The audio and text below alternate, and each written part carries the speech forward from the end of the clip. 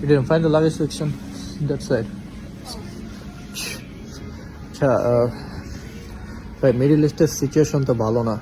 একটু আগে আমেরিকার স্টেট ডিপার্টমেন্ট ডিক্লেয়ার দিছে যে ইমিডিয়েটলি যত আমেরিকান সিটিজেন আছে সবাইরে কমার্শিয়াল ওয়ে যে কোনো ওয়ে মিডল ইস্ট ত্যাগ করতে গেছে। তার মানে হইতেছে গিয়া যে আমেরিকা যদি অ্যাটাক করতো তাহলে তো ইরান ছাড়তে হইতো, মিডল ইস্ট পুরাটা ছাড়তে গেছে, তার মানে ইরান অ্যাটাক করবো। ঠিক আছে, তো ওরা কুলাইতে পারতেছে না। আরও একটা কারণ হইতেছে যে আমেরিকা একটা কাম করছে, সেটা হচ্ছে ওরা বলে এটারে মিসাইল যে ইন্টারসেপ্টরগুলো ছিল এগুলো সব সরাই নিয়ে ইসরায়েলে বহাইছে। মানে ইসরায়েল বাঁচাইতে গেছে, প্লাস ওদের নিজেদের মানে মিডল ইস্টের দেশগুলোর যে নিজেদের ইন্টারসেপ্টরগুলো ছিল এগুলা মোটামুটি নাই এখন। ঠিক আছে, তো মিডল ইস্টে যেগুলো আছে এগুলো মোটামুটি ভালো ফাপরে পড়তে যেতেছে।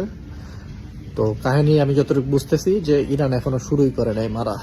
ঠিক আছে, তো ওই যে একটা আছে না যে মর্মু সবাই নিয়ে আমার মর্মু আর কি। তো ভয়াবহ অ্যাটাক আসতেছে আমার কাছে যতটুকু মনে হইতেছে। তো মিডল ইস্টে যে সমস্ত ভাই ব্রাদাররা আছেন তারা একটু সাবধানে থাকেন, কারণ তেল আবিব ফাটায় ফেলাইছে।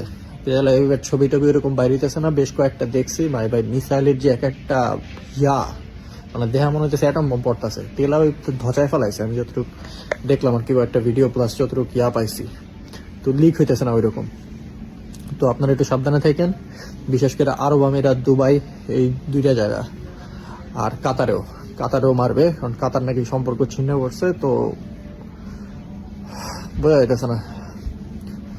তো সাবধানে থাকেন ভাই, কি কুমার আর কি বলার আছে।